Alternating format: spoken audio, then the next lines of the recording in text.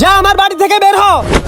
বাবা খবরদার তুই আমাকে বাপ বলে ডাকবি না। বাবা আমার কথাটা শুনেন। আমি তোর কোনো কথাই শুনবো না। তুই যখন তখন আমার কাছে টাকা খুঁজছস, আজকে 100 কালকে 200 আর আজকে তুই 500 টাকাই চাইলি। আর যেদিন তুই টাকা কামাই করে নিয়ে আসতে পারবি ওই দিন বুঝবি টাকার কি মূল্য। কিন্তু বাবা চুপ, তুই যদি 500 টাকা কামাই করে নিয়ে আসতে পারস তাহলে তুই এই বাড়িতে থাকতে পারবি।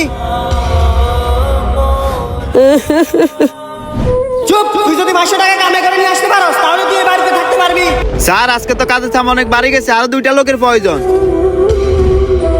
ভাইয়া আমি কি কাজ করতে পারবো? হ্যাঁ করতে পারবি, বেতন শুধু 500 টাকা পাবি। আচ্ছা ঠিক আছে করব। তাহলে আয় আমার সাথে।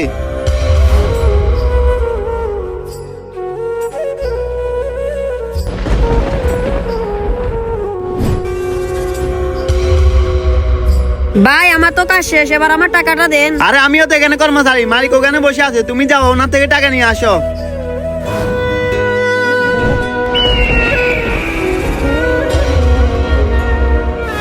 আমার টাকা।